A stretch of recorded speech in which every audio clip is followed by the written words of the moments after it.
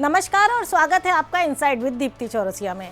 आज का एपिसोड उन विषयों को लेकर चला है जो ऊपर से अलग अलग लगते हैं लेकिन भीतर से एक हैं, जिसमें भारत अपने भविष्य के लिए सही दिशा में आगे बढ़ रहा है। आज हम बात करेंगे उस ऐतिहासिक पल की जब संसद में महिला आरक्षण विधेयक पर निर्णायक चर्चा होने वाली है, क्योंकि लोकतंत्र तब पूरा होता है जब आधी आबादी की आवाज़ भी बराबरी से सुनी जाए।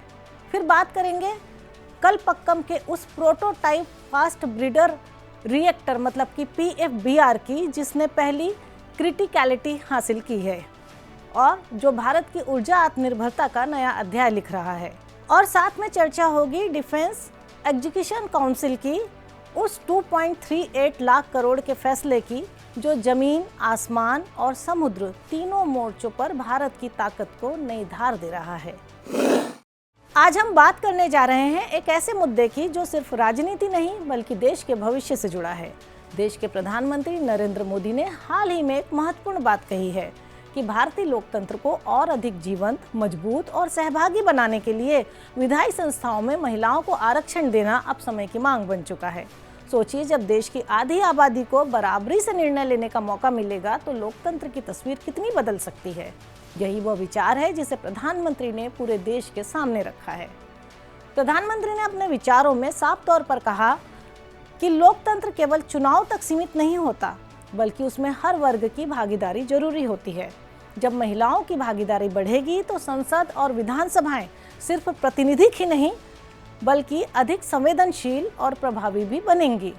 उन्होंने इसे देश की समावेशी विकास की दिशा में एक बड़ा कदम बताया, यानी विकास ऐसा हो जिसमें हर वर्ग की आवाज़ सुनी जाए और महिलाएं, जो समाज की आधारशिला हैं, उनकी आवाज़ को अब और मजबूत बनाने की ज़रूरत है। प्रधानमंत्री ने इस मुद्दे पर एक और महत्वपूर्ण बात कही और वह है देरी को लेकर चिंता। उन्होंने स्पष्ट शब्दों में कहा कि महिलाओं को आरक्षण देने में किसी भी प्रकार की देरी बेहद दुर्भाग्यपूर्ण होगी। उनके मुताबिक यह सुधार कोई नया विचार नहीं है, बल्कि लंबे समय से इसकी ज़रूरत महसूस की जा रही है। ऐसे में अब इसे और टालना देश के लोकतांत्रिक विकास को धीमा करना होगा। मतलब संदेश साफ है, अब समय आ गया है कि यह बदलाव जल्द से जल्द जमीन पर दिखे।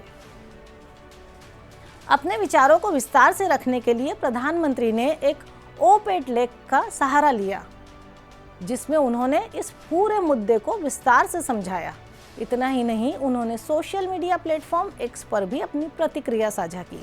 उन्होंने लिखा कि महिलाओं के लिए विधायी संस्थाओं में आरक्षण समय की मांग है और इससे लोकतंत्र अधिक जीवंत और सहभागी बनेगा। साथ ही उन्होंने दोहराया कि इस दिशा में देरी करना बिल्कुल उचित नहीं होगा। यह दिखाता है कि सरकार इस विषय को लेकर कितनी गंभीर है। अब जरा उस समय पर भी ध्यान दीजिए जब पूरा संदेश सामने आया है। देश में इस वक्त उत्सव का माहौल है। चारों तरफ नई ऊर्जा और सकारात्मकता का संचार हो रहा है। रोंगाली बिहू की तैयारियां असम में जोरों पर हैं। वहीं ओडिशा में महाबिशुबा पणा संक्रांति मनाई जा रही है। पश्चिम बंगाल में पोइला बैसाख के साथ नया साल शुरू होगा और केरल में विशु पूरे उत्साह के साथ मनाया जाएगा। तमिलनाडु में पुथांडु की प्रतीक्षा है और उत्तर भारत में बैसाखी का उत्साह देखने को मिल रहा है। इन त्योहारों के बीच यह संदेश एक नई उम्मीद और बदलाव की भावना को और मजबूत करता है। इसी समय एक और महत्वपूर्ण ऐतिहासिक संदर्भ भी जुड़ता है। 11 अप्रैल से महात्मा ज्योतिराव फूले की 200वीं जयंती का समारोह शुरू होने जा रहा है और 14 अप्रैल को हम डॉक्टर भीमराव अंबेडकर की जयंती मनाएंगे। ये दोनों महान व्यक्तित्व हमें सामाजिक न्याय, समानता और मानव गरिमा के मूल्यों की याद दिलाते हैं। ऐसे में महिलाओं के लिए आरक्षण का मुद्दा सिर्फ एक राजनीतिक कदम नहीं बल्कि इन आदर्शों को आगे बढ़ाने की दिशा में एक ठोस प्रयास के रूप में देखा जा रहा है। अब बात करते हैं आने वाले उस महत्वपूर्ण दिन की जो इस पूरे विषय को एक निर्णायक मोड़ दे सकता है। 16 अप्रैल को संसद की एक ऐतिहासिक बैठक होने वाली है, जिसमें महिला आरक्षण से जुड़े विधेयक पर चर्चा होगी और उसे पारित कराने के लिए विशेष सत्र बुलाया गया है। यह केवल एक विधायी प्रक्रिया नहीं बल्कि देश की करोड़ों महिलाओं की आकांक्षाओं का प्रतिनिधित्व करता है। महिलाएं आज हर क्षेत्र में अपनी पहचान बना रही हैं, चाहे वो विज्ञान हो, खेल हो, उद्यमिता हो या सशस्त्र बल। ऐसे में उनके योगदान को निर्णय लेने की प्रक्रिया में भी बराबरी से स्थान मिलना बेहद जरूरी है।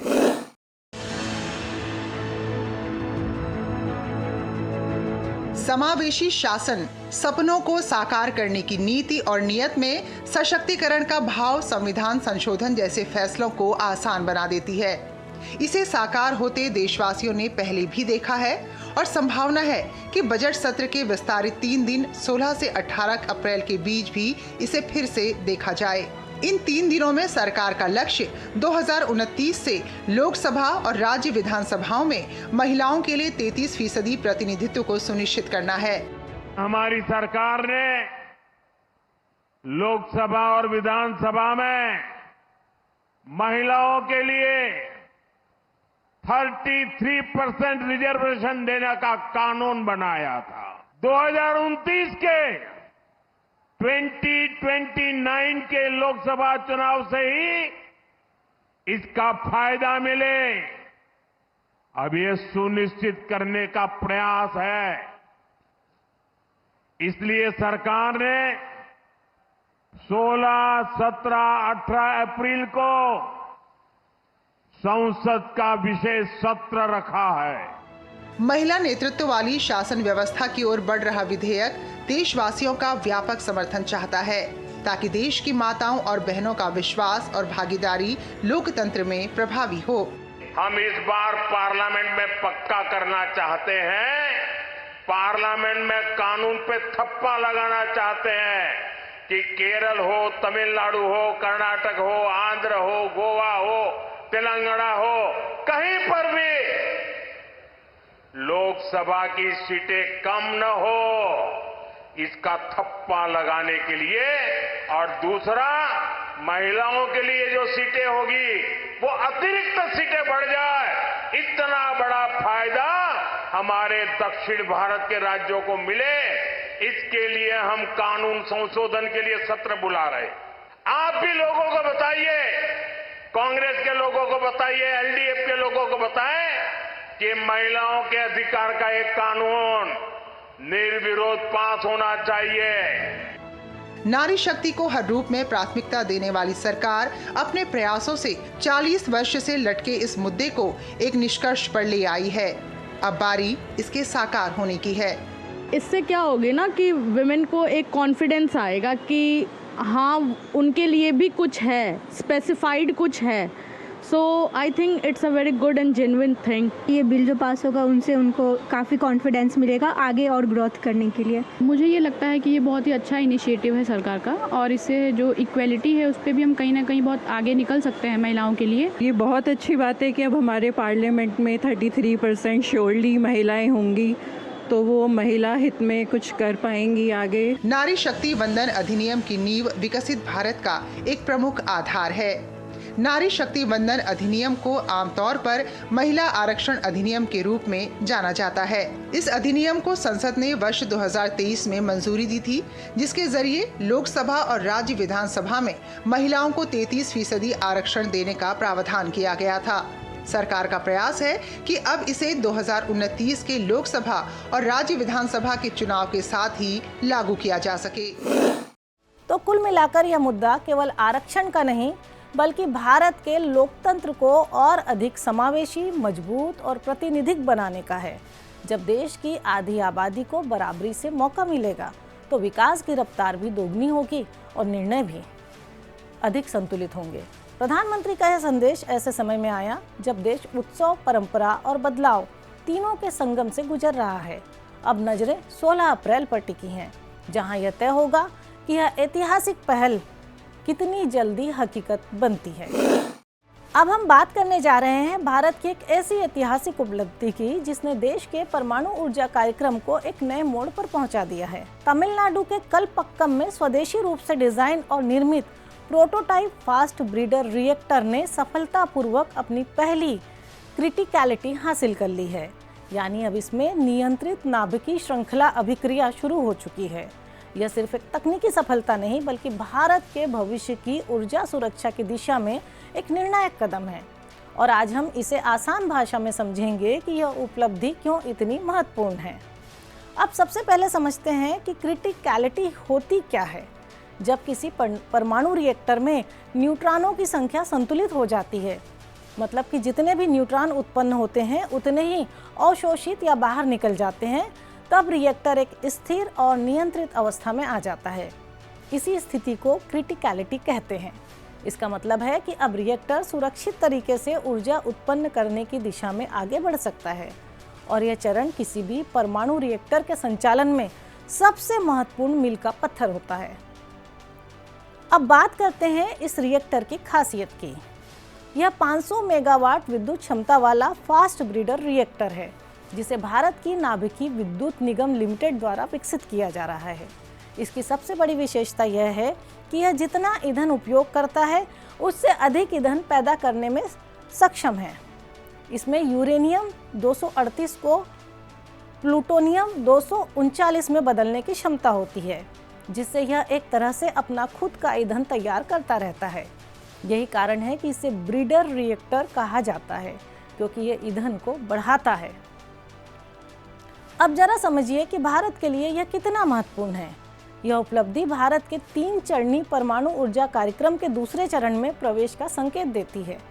इस कार्यक्रम की कल्पना वैज्ञानिक होमी जहांगीर भाभा ने की थी और इसका उद्देश्य भारत के सीमित यूरेनियम संसाधनों का अधिकतम उपयोग करना और थोरियम जैसे विशाल संसाधनों को भविष्य में ऊर्जा के रूप में उपयोग करना है।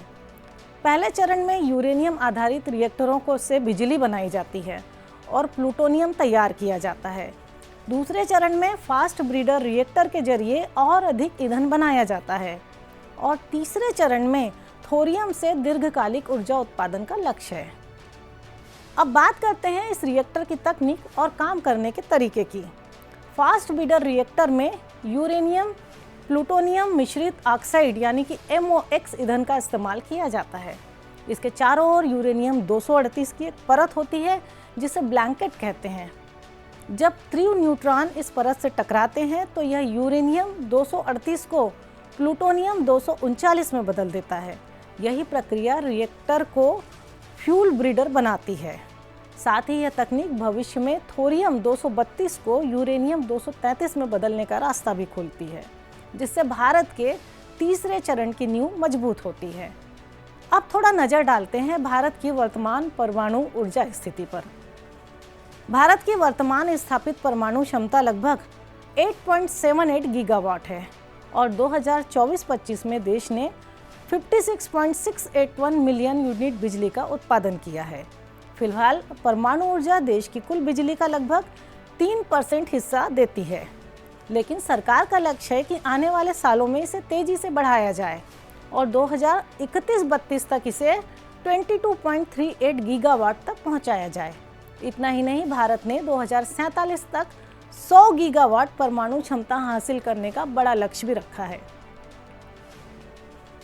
इस पूरी योजना को और मजबूत बनाने के लिए सरकार ने न्यूक्लियर एनर्जी मिशन के तहत 20,000 करोड़ रुपए का निवेश किया है। साथ ही छोटे मॉड्यूलर रिएक्टर यानी कि SMR पर भी काम किया जा रहा है। ये रिएक्टर छोटे, सुरक्षित और अधिक लचीले होंगे, जो भविष्य में ऊर्जा उत्पादन को और आसान बनाएंगे। इसके अलावा भारत ने कई देशों के साथ परमाणु सहयोग समझौते भी किए हैं, जो इस क्षेत्र में वैश्विक भरोसे को भी बताते हैं। अब सवाल यह है कि यह सब इतना महत्वपूर्ण क्यों है? इसका सीधा जवाब है भारत की ऊर्जा ज़रूरतें और स्वच्छ ऊर्जा का टारगेट। परमाणु ऊर्जा एक बेस लोड सोर्स है, यानी यह 24 घंटे लगातार बिजली दे सकती है। साथ ही इसका कार्बन उत्सर्जन बहुत कम होता है, जिससे यह जलवायु परिवर्तन से लड़ने में मदद करता है। भारत ने 2070 तक शुद्ध शून्य उत्सर्जन का लक्ष्य रखा है और इस लक्ष्य को हासिल करने में परमाणु ऊर्जा की भूमिका बेहद अहम होने वाली है। अब जब हम सब बातों को जोड़कर देखते हैं तो साफ हो जाता है कि कल पक्कम में हुई यह उपलब्धि सिर्फ एक तकनीकी सफलता नहीं, बल्कि भारत के भविष्य की दिशा तय करने वाला कदम है। यह उपलब्धि देश की वैज्ञानिक क्षमता, आत्मनिर्भरता और दीर्घकालिक ऊर्जा रणनीति को मजबूती देती है। परमाणु ऊर्जा उत्पादन, उसकी लागत, सुरक्षा संबंधी चिंताओं और तकनीकी जटिलताओं पर भारत को जीत मिली है।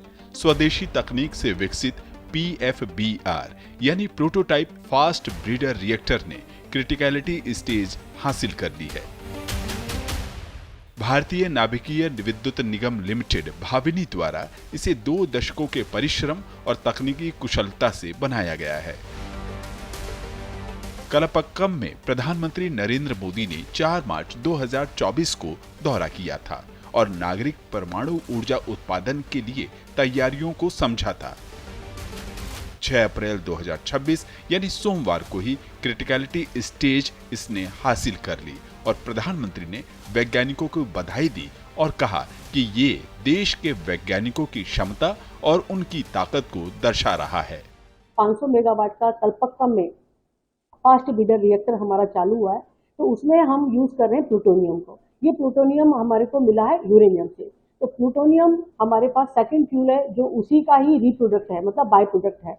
अब प्लूटोनियम से जब हम बिजली बनाएंगे, जैसे कलपक्कम में जो परमाणु बिजली घर चालू होगा उसमें प्लूटोनियम का यूज करेंगे। प्लूटोनियम में जब हम बिजली बनाएंगे तो उसको हम इससे समझ सकते हैं, जैसे कुकर में हम दाल पकाते हैं, दाल के साथ साथ हमने उसमें आलू भी डाल दिया, तो सेम हीट में सेम टाइम में आलू भी बॉयल हो गया।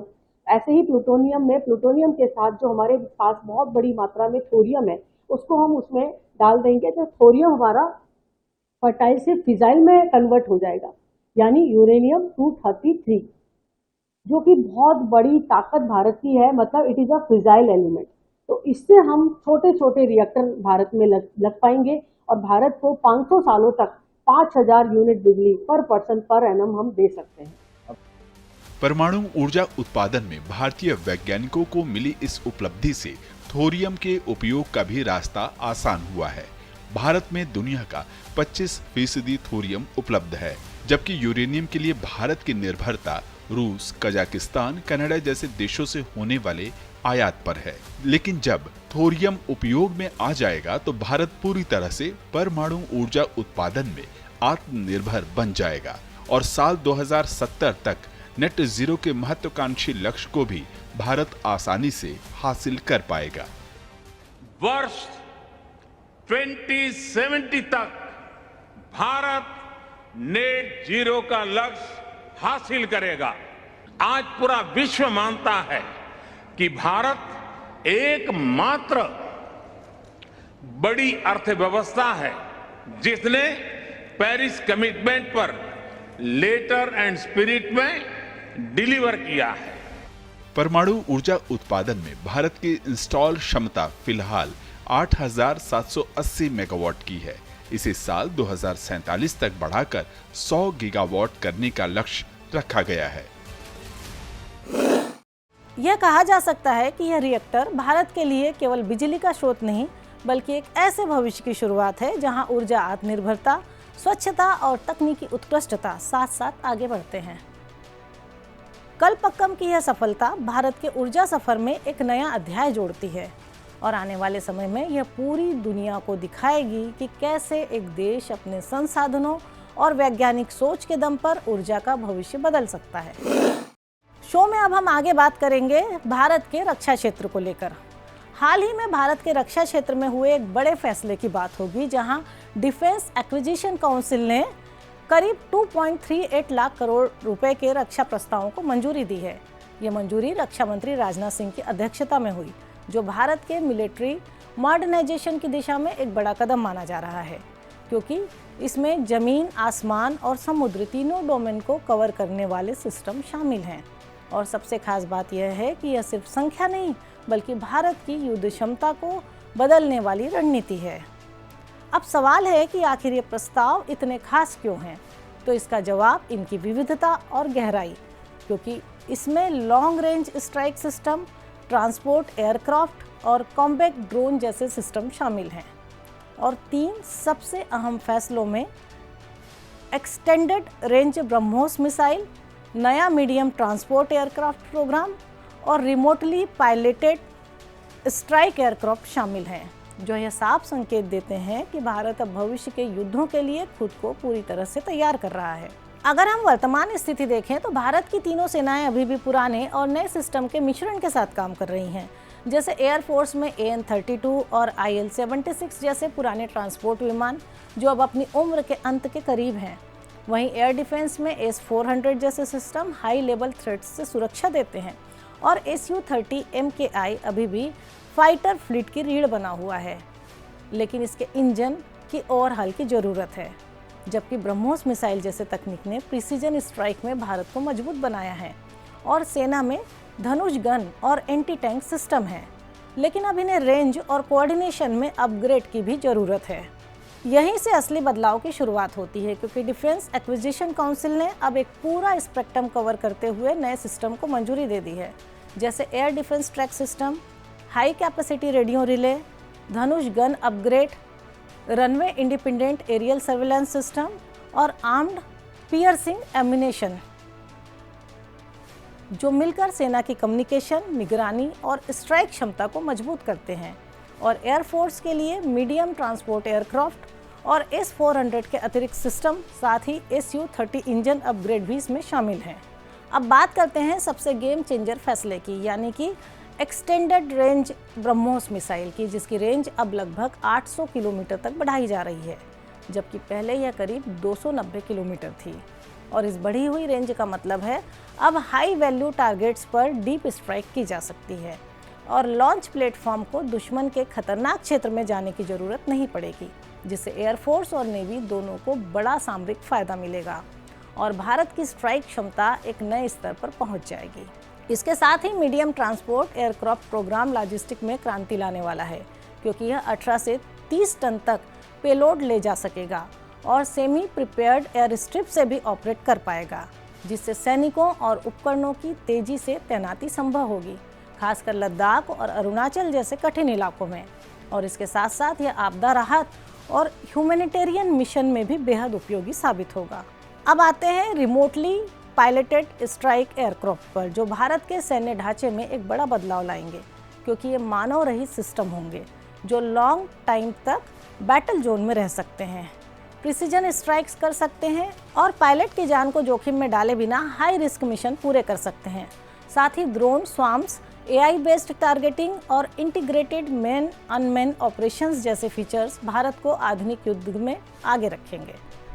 अब अगर हम पूरे सिस्टम को देखें तो ये सभी अपग्रेड्स मिलकर भारत की कॉम्बैट रेडीनेस, सर्विलांस, मोबिलिटी और लॉजिस्टिक्स को कई गुना बढ़ाते हैं। और इसका उद्देश्य केवल आधुनिकीकरण नहीं, बल्कि एक पूरी तरह से सक्षम और इंटीग्रेटेड फोर्स तैयार करना है, जो मल्टी डोमेन ऑपरेशंस में बेहतर तालमेल के साथ काम कर सके। और यही आधुनिक युद्ध की असली जरूरत है।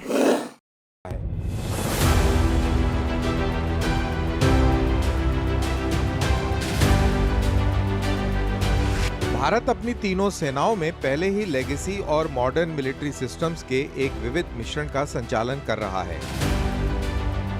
एयरफोर्स के लिए ट्रांसपोर्ट ऑपरेशंस मुख्य रूप से एंटोनॉव AN-32 और IL-76 जैसे पुराने होते प्लेटफॉर्म्स पर निर्भर है, जो अब अपनी समय सीमा के करीब पहुंच रहे हैं। एयर डिफेंस में हाई एंड एरियल थ्रेट्स का मुकाबला करने के लिए S-400 long range surface to air missile जैसे सिस्टम शामिल किए जा रहे हैं। Su-30 MKI भी अभी भारत के फाइटर फ्लीट्स की रीढ़ बना हुआ है। हालांकि इसकी ऑपरेशनल लाइफ बढ़ाने के लिए अब इंजन ओवरहॉल्स की आवश्यकता है। स्ट्राइक कैपेबिलिटी के लिए रूस के साथ संयुक्त रूप से विकसित BrahMos cruise missile precision warfare का आधार रही है। हालांकि अंतर्राष्ट्रीय प्रबंधों के कारण इसकी शुरुआती रेंज लगभग 290 किलोमीटर तक सीमित थी। जमीन पर सेना धनुष गन जैसे आर्टिलरी सिस्टम के साथ साथ एंटी टैंक म्यूनिशंस और बैटलफील्ड कम्युनिकेशन नेटवर्क्स का संचालन करती है, लेकिन इन्हें अब रेंज, रिलायबिलिटी और रियल टाइम कोऑर्डिनेशन में अपग्रेड की जरूरत है। समुद्र में कोस्ट गार्ड पेट्रोलिंग, रिकॉनेसेंस और बचाव के काम करती है, लेकिन तटीय इलाकों में काम करने के लिए उसे और तेज और वर्सेटाइल संसाधनों की आवश्यकता है। मौजूदा सिस्टम एक अच्छा आधार देते हैं, लेकिन नए खतरों से निपटने के लिए अब बेहतर रेंज, स्पीड, ऑटोमेशन और इंटीग्रेशन जरूरी हो गया है। डिफेंस एक्विजिशन काउंसिल ने कॉम्बैट, सर्विलेंस, मोबिलिटी और लॉजिस्टिक्स को टारगेट करते हुए नए सिस्टम्स के वाइड स्पेक्ट्रम को मंजूरी दे दी है।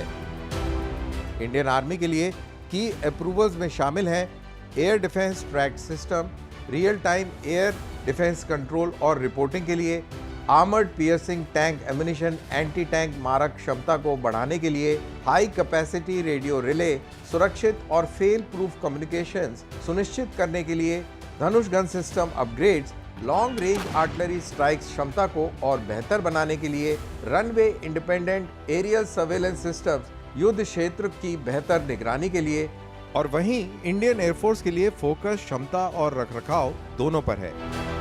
मीडियम ट्रांसपोर्ट एयरक्राफ्ट पुराने हो रहे AN-32 और IL-76 बेड़े को बदलने के लिए, additional S-400 systems long range air defence को और अधिक मजबूती देने के लिए, remotely piloted strike aircraft, precision strikes और ISR मिशंस को अंजाम देने के लिए, Su-30 एरो इंजन्स का ओवरऑल बेड़े की लाइफ और युद्ध तत्परता को बढ़ाने के लिए।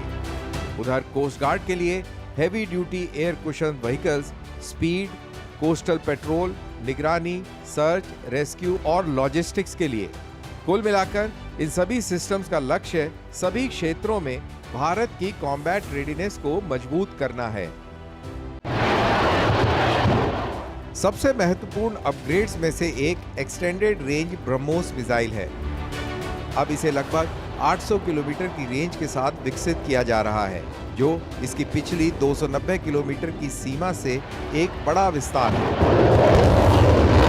ये एक्सटेंडेड रेंज क्षमता बनाती है हाई वैल्यू टारगेट्स पर डीप स्ट्राइक्स की, नेवल प्लेटफॉर्म्स के लिए बेहतर स्टैंड ऑफ कैपेबिलिटी की, मिसाइल लॉन्च करने वाले एयरक्राफ्ट्स और जहाज़ों के लिए जोखिम कम करती है, और उधर एयरफोर्स के लिए इसका मतलब है दुश्मन के कंटेस्टेड एयर स्पेस में प्रवेश किए बिना ही लक्ष्यों पर सटीक निशाना साधना।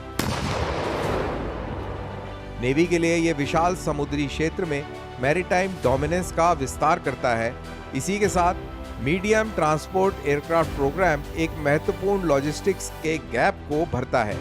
उम्मीद है कि ये नया जहाज 18 से 30 टन का पेलोड ले जाने में सक्षम होगा, सेमी प्रिपेयर्ड एयर स्ट्रिप से ऑपरेट कर सकेगा, सैनिकों और उपकरणों की रैपिड डिप्लॉयमेंट सुनिश्चित करेगा। यह लद्दाख और अरुणाचल प्रदेश जैसे हाई एल्टीट्यूड रीजन्स के लिए बहुत अहम है, जहां अक्सर लॉजिस्टिक्स ही मिशन की सफलता तय करते हैं। युद्ध के अलावा ये ह्यूमैनिटेरियन मिशंस, डिजास्टर रिलीफ और स्ट्रेटेजिक एयरलिफ्ट ऑपरेशंस में भी मदद करेगा। इसके बाद आता है क्रांतिकारी बदलाव, remotely piloted strike aircrafts. Bharat की 4 स्क्वाड्रन शामिल करने की योजना सर्वेलेंस ड्रोन से हटकर ऑफेंसिव अनमैन्ड सिस्टम्स की ओर बढ़ने का संकेत है। ये प्लेटफॉर्म्स प्रिसीजन स्ट्राइक्स को अंजाम देंगे, बैटल जोन के ऊपर लंबे समय तक लॉइटर कर सकेंगे, पायलट्स की जान जोखिम में डाले बिना हाई रिस्क एनवायरनमेंट्स में ऑपरेट कर पाएंगे, अधिक पैमाने पर ड्रोन स्वॉर्म्स का उपयोग जो एयर डिफेंस को पस्त कर देंगे, AI असिस्टेड टारगेटिंग जो डायनेमिक टारगेटिंग के लिए बहुत कारगर साबित होगी, और इंटीग्रेटेड मैन अनमैन्ड ऑपरेशंस जिनसे बहुत ही सटीकता से दुश्मन के हाई वैल्यू टारगेट्स को तबाह किया जा सकेगा। इसके समांतर S-400 जैसे सिस्टम्स लॉन्ग रेंज थ्रेट्स के खिलाफ एयर डिफेंस को मजबूत करते हैं, जबकि बेहतर कम्युनिकेशन और निगरानी सिस्टम्स बैटलफील्ड अवेयरनेस और तालमेल सुनिश्चित करते हैं। कुल मिलाकर ये अपग्रेड्स बढ़ाते हैं सेनाओं की combat effectiveness, surveillance depth, mobility और लॉजिस्टिक्स तथा मल्टी डोमेन इंटीग्रेशन। ये सिर्फ आधुनिकीकरण नहीं बल्कि क्षमताओं में बड़ा बदलाव है।